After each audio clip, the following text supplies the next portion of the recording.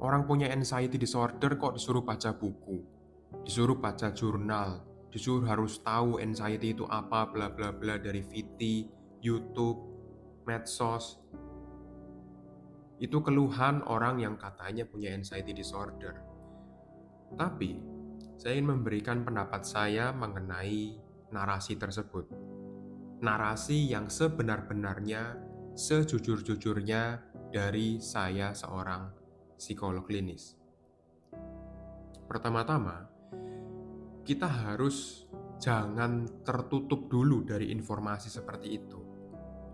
Karena orang kalau sudah punya anxiety disorder, artinya ini bukan kecemasan biasa, tapi sudah gangguan.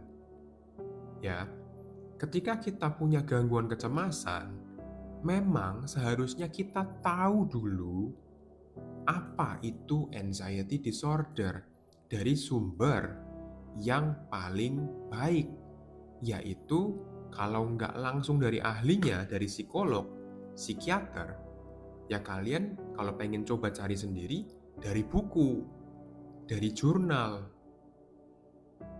dari YouTube-nya orang-orang yang memang ahli di bidangnya.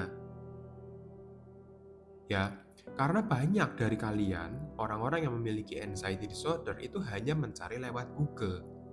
Mencari lewat Google pun belum tentu benar informasi mengenai anxiety disorder-nya itu. Akhirnya, informasinya bisa jadi misleading, bisa jadi salah, bisa jadi hanya menakut-nakuti saja. Pada akhirnya, kecemasannya jadi tambah parah, karena hanya mencari tahu tapi tidak mendapatkan penanganan yang sesuai. Gitu ya. Jadi, kalau ada orang atau mental health counselor atau psikolog atau psikiater bilang penanganan utamanya kalau kamu punya anxiety disorder adalah baca buku, itu ada benarnya. Kalau kamu belum sempat ke psikolog atau psikiater gitu ya, itu ada benarnya kamu harus baca buku dulu. Supaya apa? Supaya tahu anxiety disorder itu apa dengan sejelas-jelasnya. Anxiety disorder itu ada banyak. Kamu kena yang mana? GAD kah? Fobia kah?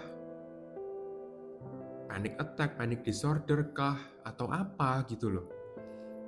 Nah, kalau sudah jelas, kamu sudah baca buku dan dapat informasi yang sesuai, baru kamu bisa self-improve. Karena penanganan tiap gangguan itu bisa beda-beda gitu loh.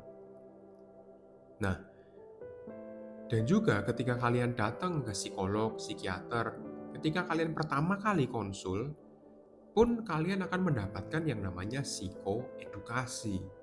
Untuk memberitahu bahwa ini loh anxiety disorder itu terjadi karena ini, karena itu, karena sistem tubuh kita.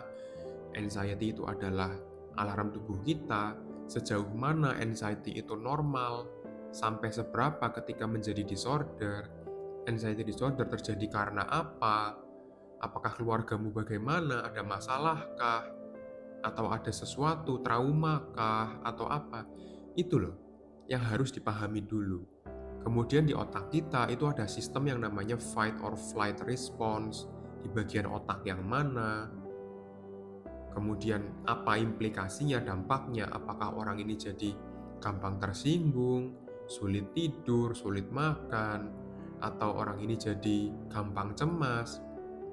Ketika dia cemas, dia mungkin ada gangguan pernapasan, gangguan pencernaan, ototnya tegang, matanya sakit, macam-macam kan gitu loh. Makanya kita perlu tahu dulu, karena tahu itu adalah senjata utama kita.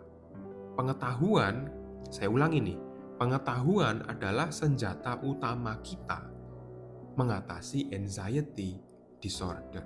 Jadi kalian jangan menolak ketika ada saran untuk coba baca buku deh mengenai anxiety disorder. Jangan. Oke? Semoga VT saya kali ini bisa membantu dan memberikan wawasan, membuka wawasan kalian semua terhadap anxiety disorder. Silakan kalian tonton semua video saya mengenai anxiety disorder untuk mendapatkan informasi yang tepat, yang lebih akurat. Oke? Terima kasih dan salam sehat jiwa untuk kita semua. Saya Ferdian Permana, psikolog klinis, undur diri.